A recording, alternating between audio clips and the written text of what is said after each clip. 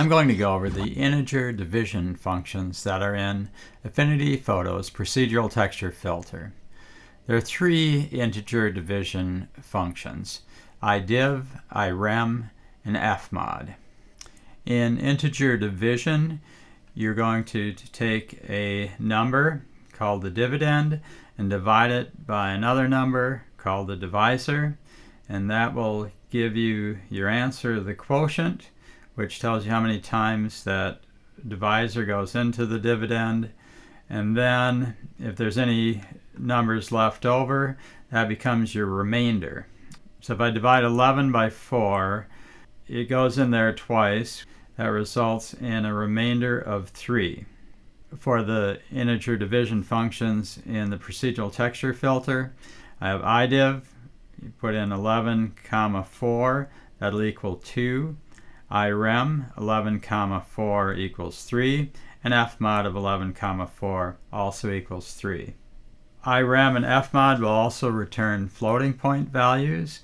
If I put in 11.5 as a dividend and 4 as a divisor, 4 goes in there twice, and the remainder is 3.5. So it does return a floating point remainder for irem and a floating point remainder for fmod. But idiv remains an integer. Unlike fraction and the rounding functions I covered before, idiv, irem, and fmod are not vector functions, so they won't accept vectors as inputs. They have to be scalar values as inputs. I'm going to go over some examples that show how each of these three functions work. And then I'll conclude by creating this pattern that you can see on my screen here, and that I call circle squared. I first saw this pattern in the article Computer Recreations by A.K. Dewdney in the July 1986 issue of Scientific American. I'm going to start with a new document.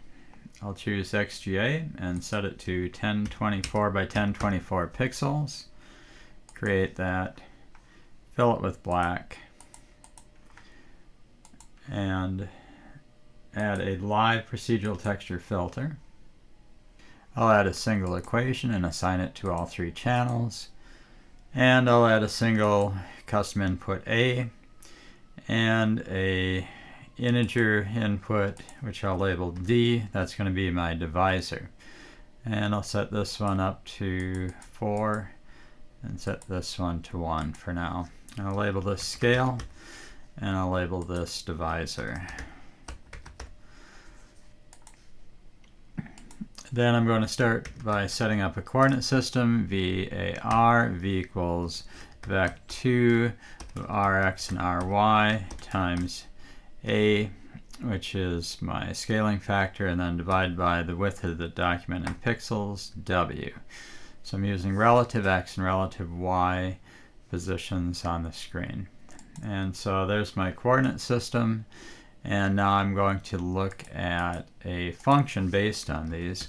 And so I'm just going to vary the first element of that vector x and take a look at that as it goes across the screen. So I'm going to do, I'll start with idiv.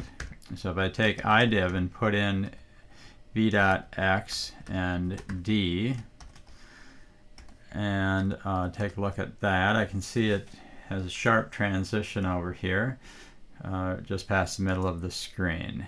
Now if I divide by D, it doesn't change. But if I bring this up and bring this up to 10, I'm just going to drag this over. Now I have two.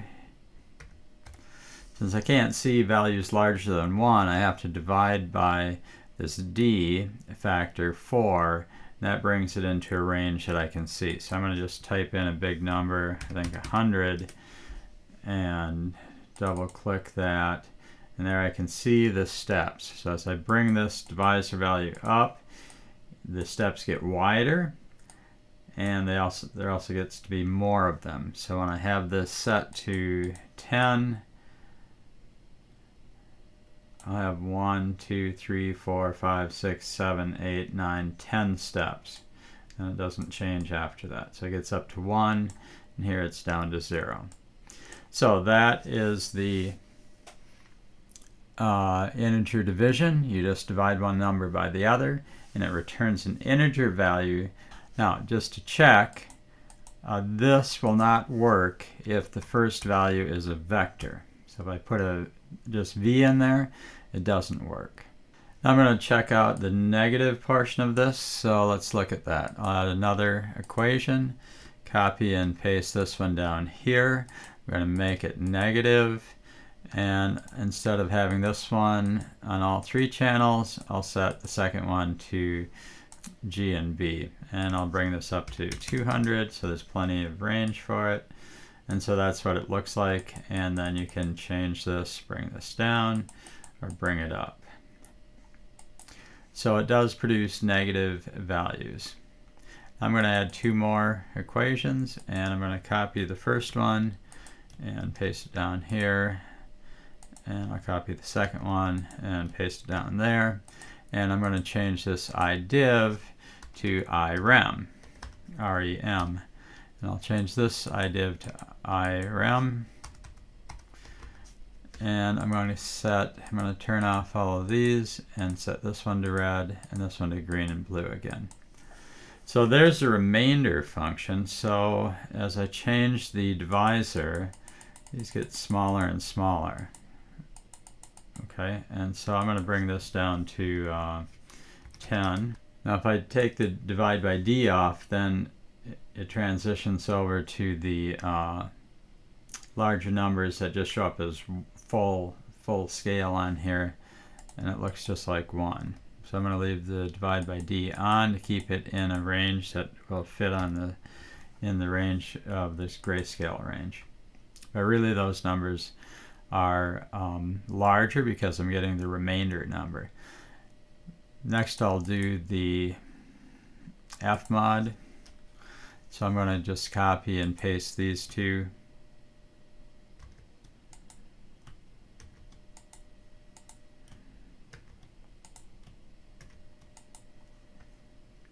And actually what I'm going to do is I'll just set this to 100. And I'm just going to change, instead of I remainder, I'm going to type in fmod. And it didn't change. And same thing here. I'll type in fmod, and it also doesn't change. So fmod, or the modulo function, is identical to the irem, or remainder function in this case. Fmod looks a lot like fraction when divisor is 1, but it doesn't work on vectors. For the last thing I'm going to do is to look at the circled squared function. So I'm going to add that one, and I'm going to assign it to all three channels. I'm going to copy the coordinate system from up here and paste it down here.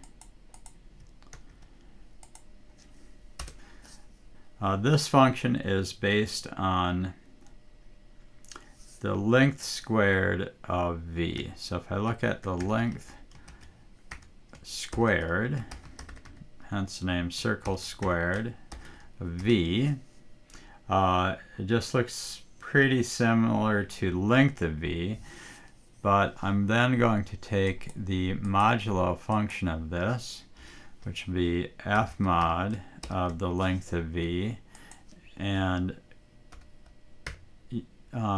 use the divisor, and then I'm just going to divide by d, and that is the circle squared function. Now right now it doesn't look like too much, but as I zoom out, it brings in these other fringe patterns in here, and as you change these numbers, those values will change. Oops. So that is the circle squared. I'm going to add an adjustment layer with a gradient map, and I have one that has sort of a spectrum, or a rainbow I call it, and so there's the rainbow spectrum. And so that's the circle squared pattern. You can drag that on top of this. And it's just the modulo of the length squared with d. And then I'm dividing it with d. Now in the old days, this would generate an integer value that you would key into the color system for your computer, and it would select different colors based on that integer value, and so you'd get a range of colors based on that. This one actually works pretty similarly. You could take the floor of this, and then before you divide by d, and then you'd have more of a step function